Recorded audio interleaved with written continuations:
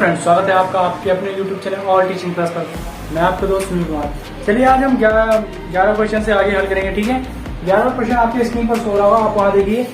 बाईचुंग के पिताजी उसके दादाजी से 26 वर्ष छोटे हैं और उससे मतलब बाईचुंग की बात हो रही है 29 वर्ष बड़े हैं। यदि उन तीनों की आयु का योग 135 वर्ष है तो उनकी आयु अलग अलग ज्ञात कीजिए। ठीक है, सिंपल सा क्वेश्चन है, जैसे हम अभी तक करते आ रहे हैं बिल्कुल वैसे करना है। ठीक है, वो क्वेश्चन क्या है 11 का आंसर। ठीक है, बोलिए। अब यहाँ मान लेते हैं माना बाईचुंग के पिताजी। ठीक है, मतलब बाईचुंग की आयु क्या है, माना बाईचुंग की आयु x वर्ष है। ठीक है, ये हो गया। अब हम बात कर लेते हैं कि उसके पिताजी की आयु। ठीक है, तो लिखते हैं बाईचुंग के पिता की आयु हो गया। अब उसके पिताजी की आयु तो यहाँ हम निकाल लेते हैं कितनी होगी। तो कह रहा है कि बाईचुंग के पिताजी उसके दादाजी से 26 वर्ष छोटे हैं।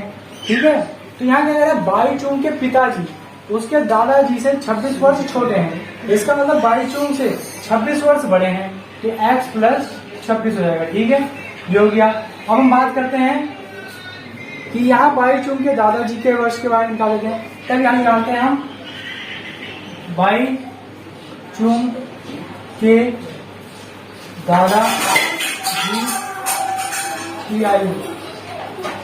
ठीक है, अब निकाल लेते हैं बाईचुंग के दादाजी की आयु, तो ये हो जाएगा x प्लस यहाँ दे रखा है कि उससे 29 वर्ष, मतलब उससे 29 वर्ष बड़े हैं। तो आप देख रहे होंगे यहाँ पर इसके पिताजी की आयु आई है। ठीक है, तो इससे 29 वर्ष बड़े हैं। ठीक है, तो यहाँ पर 26 प्लस 29 हो जाएगा। ठीक है, ये हो गया।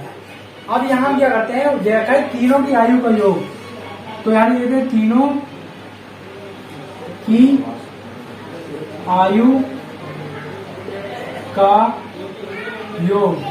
जो तीनों की आयु को जोड़ कर आएगा वो आएगा 135 वर्ष। ठीक है, 135 वर्ष के हैं तो तीनों मिला के। ठीक है, उनकी आयु। तो अब हम यहाँ क्या करते हैं, सिंपल सा यहाँ आप लिखते हैं प्रश्नानुसार।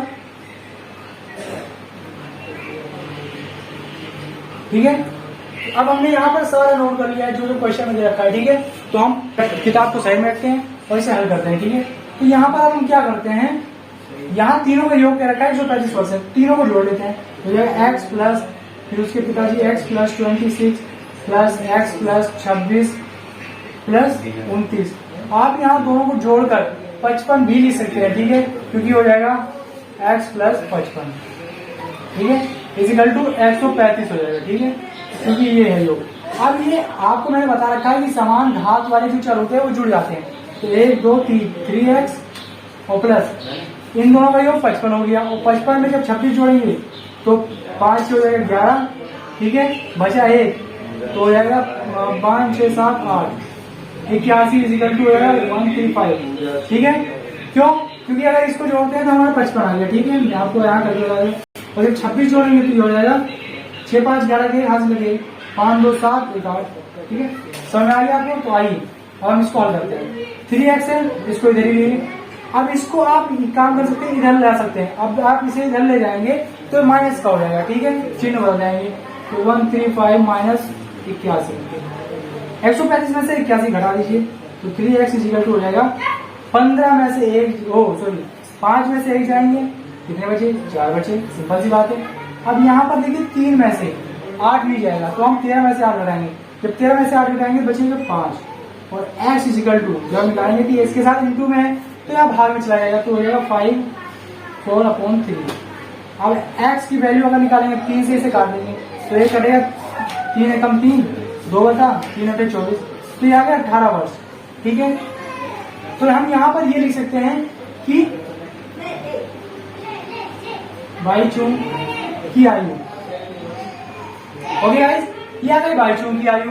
अब हम निकाल लेते हैं बाईचुंग के पिताजी की। ठीक है, तो निकालेंगे बाईचुंग के पिताजी की आयु।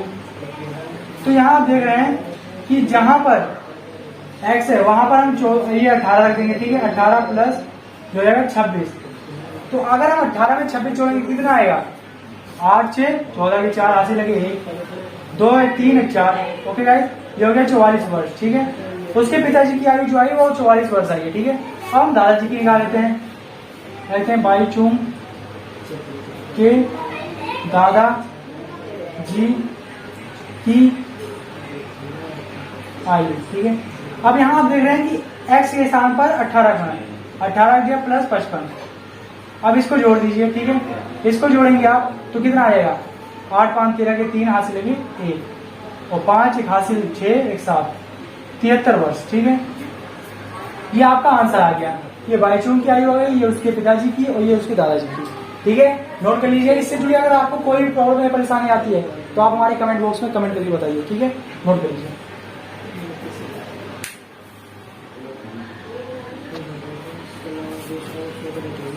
चलिए फ्रेंड्स, अब हम 12वां क्वेश्चन हल करते हैं। ठीक है, 12वां क्वेश्चन आपकी स्क्रीन पर शो हो रहा होगा। आप वहां देखिए, 15 वर्ष बाद रवि की आयु उसकी वर्तमान आयु की 4 गुनी हो जाएगी। रवि की वर्तमान आयु क्या है। ठीक है, तो यहाँ क्या करते हैं, यहाँ लिखते हैं क्वेश्चन 12। क्वेश्चन 12, ठीक है, यहाँ हो जाएगा आंसर। तो यहाँ क्या रखा है कि 15 वर्ष बाद रवि की आयु उसकी वर्तमान आयु की 4 गुनी हो जाएगी। तो सिंपल सी बात है, पहले आप वर्तमान आयु मान लीजिए। ठीक है, तो क्या लिखेंगे, रवि की वर्तमान आयु यहाँ हो जाएगी x। ठीक है, तो कह रहा है 15 वर्ष बाद। ठीक है, तो यहाँ लिख देते हैं 15 वर्ष बाद आयु। ठीक है, 15 वर्ष बाद क्या आयु हो जाएगी, x प्लस 15 हो जाएगी। ठीक है, ये होगा। अब यहाँ क्या कह रहा है कि वर्तमान आयु की 4 गुनी हो जाएगी। ठीक है, मतलब ये 15 वर्ष के बाद ये आयु हो जाएगी और 4 वर्ष बाद मतलब 15 वर्ष बाद ये आयु हो जाएगी और वह वर्तमान आयु इसकी 4 गुनी हो जाएगी। तो यहाँ हम लिखेंगे कि 4x is equal to x plus 15। ऐसा क्यों लिखा, क्योंकि ये 15 वर्ष बाद की ये आयु हो गई और वर्तमान आयु की 4 गुनी हो जाएगी, दोनों इक्वल आ जाएंगे। ठीक है, बराबर। अब हम करेंगे प्रश्न अनुसार।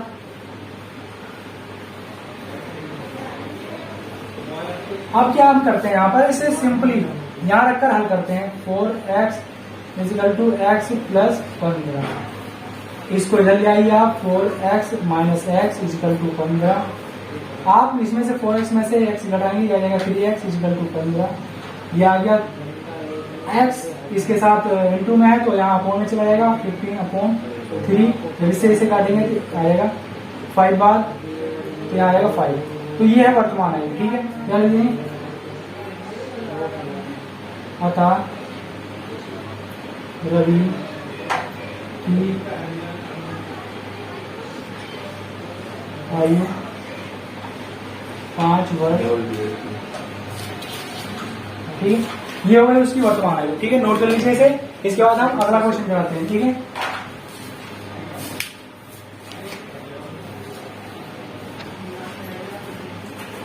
चलिए फ्रेंड्स, अब हम 13वां क्वेश्चन हल करते हैं। सेम ऐसे ही है, कोई दिक्कत नहीं है, लैंग्वेज पे आपको ध्यान देना है। ठीक है, चलिए क्वेश्चन 13।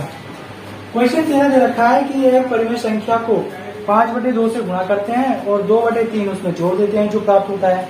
तो जोड़ने पर हमें -7/12 प्राप्त होता है। तो वह संख्या क्या है। ठीक है, तो हम क्या करते हैं, माना परिमेय संख्या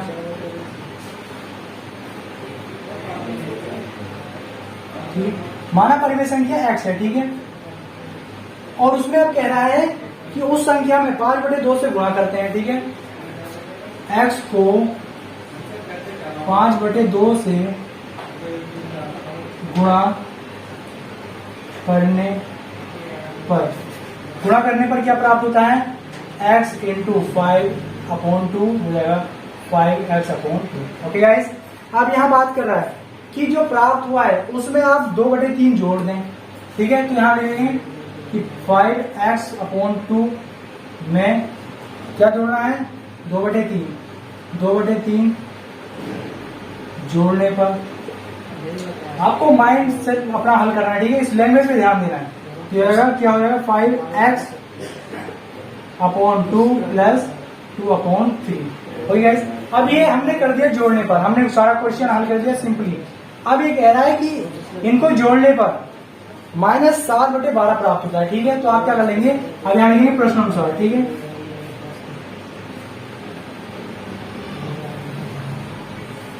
प्रश्न अनुसार क्या कह रहा है, 5x/2 और जोड़ने पर 2/3 प्राप्त होता है -7/12। ओके गाइस, ये हो गया। तो आप यहाँ क्या कर सकते हैं, सिंपली इसको पहले हल कर लीजिए, या इसको यहीं रहने दीजिए 5x/2 को, इसको इधर ले जाइए, तो ये प्लस का इधर जाएगा, माइनस का हो जाएगा, तो हो जाएगा -2/3 और ये माइनस का है पहले से, तो 7/12। और गाइस अब आप क्या कीजिए, 5x/2 है, यहाँ एलसीएम लीजिए, तो आप देख रहे होंगे कि ये जो 12 है ये 12 से भी विभाज्य है और 3 से भी विभाज्य है, तो इसे एलसीएम में ले लीजिए, तो ये हो जाएगा 12। इससे आप इसे भाग दीजिए, कितने बार जाएगा, 312, और 4 के ऊपर मल्टीप्लाई कर दीजिए, तो जाएगा -8। ओके गाइस, आप 12 से करिए इसको भाग, तो ये 12 एक बार जाएगा, तो जब आप इसकी एक की मल्टीप्लाई से करेंगे तो जाएगा -7। अब माइनस माइनस जुड़ जाते हैं और चिन्ह माइनस का आता है, तो जाएगा 5x/2 इजिकल टू हो जाता है माइनस के, यहाँ हो जाएगा 15/12। तो आप क्या कर सकते हैं, यहाँ पर ये इसके साथ अपॉन में है, तो ये जाएगा तो इंटू में हो जाएगा, तो क्या हो जाएगा 5x इजिकल टू -15 इंटू 2/12। ठीक है, 12। इससे इसे काटेंगे 6 बार कटेगा। ठीक है, अब ये इसके साथ इंटू में है, तो इधर जाएगा तो अपॉन में जाएगा, तो ये हो जाएगा x इजिकल टू 15/6 इंटू 5, और 5 से जब ऊपर काटेंगे तो हम 3 बार जाएगा।